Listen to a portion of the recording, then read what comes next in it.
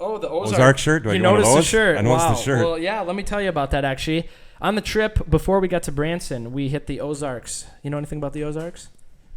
A little bit. Hillbilly territory. Yep. Pretty crazy out there in the hills. Lots of fun. We went through the Ozarks in the middle of the night, got there at about 1 o'clock in the morning. Ethan took us way out of the way. Way, like 2 hours out of the way.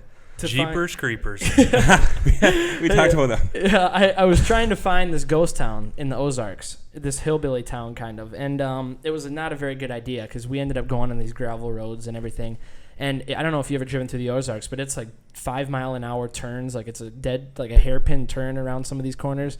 And we get back there, and we finally get to the area where the ghost town is when this lady comes running out of the woods with red hair. She's a big old hillbilly looking one, you know what I mean? Yeah. She comes running out, yelling at the car.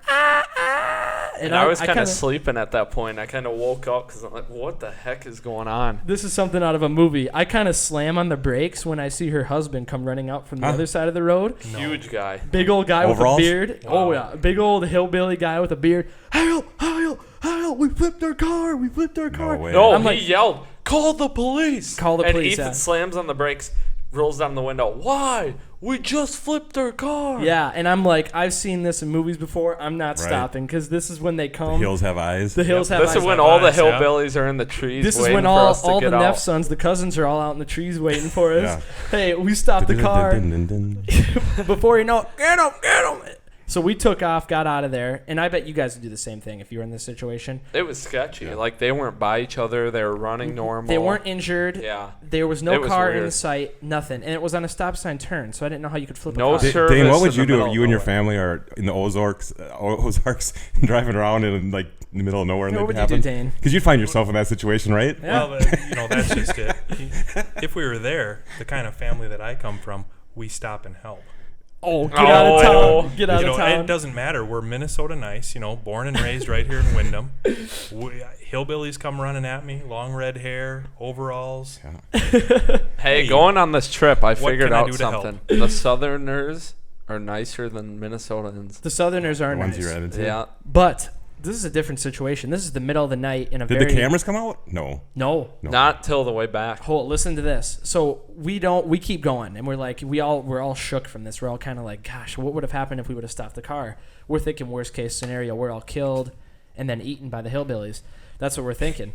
Pretty far out there. We watch too many movies probably, but who knows? So we keep going. We get to the ghost town, check it out. It's pretty not that cool, whatever. No, we come back, and this is the thing. We stop at Con. I'm like, we got to leave now. Con's like, the only way to get to Branson is to turn around and go the same way we came from. Oh, yeah. I said, I'm not doing it. He's like, that's the only way. I'm like, I'm not doing it. And I had like no service either. I couldn't load any other routes or anything. There's no service out here. So no I'm like, service. One bar maybe. I'm like, all right, if we got to go back, we got to go back. But I'm not stopping at the stop sign this time. I'm gunning it through.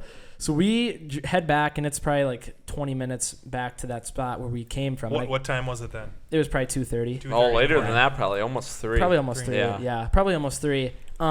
We get back there, and I swear to God, we come over the hill, and there's like 4 cop cars, a fire truck, an ambulance, all these first responders. It was legit. They flipped their car, and we drove by the guy that was standing that we drove by, didn't stop to help him. We drove by him. He looked me right in the eyes. We drove right next to him. Wow. He's like, when I drove by, it was like a scary movie, like the wide eyes. And he's standing around with all the cops. Well, it was really. There's one thumb down for the views. Yeah. Yeah. I felt like a big douchebag after that because it's just the odds were against us in a situation like this. Right. No, you have to be careful. We're going to talk about that later. Oh, dude, they did flip a car.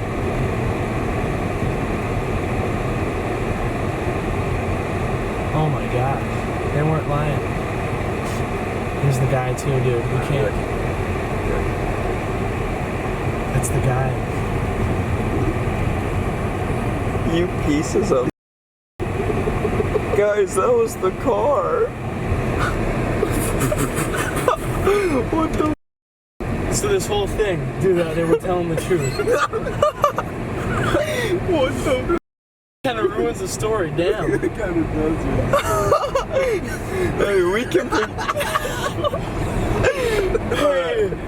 All right, end the recording. Yeah. That's kind of what brings me into the topic is you never know what people's motives are. And although you want to help people, nowadays you don't know what you can do and what you can't do anymore. And we didn't have any service. We really didn't know there what was was nothing going we on. could have done. Yeah, if there was a bad situation, we really would have been screwed. Would have been screwed, yeah. Well, I'm glad I asked about the shirt. Should I ask about the hat? Did you go to Seattle? No. I Colin, went to did you get the hat in Seattle, Colin? I did not.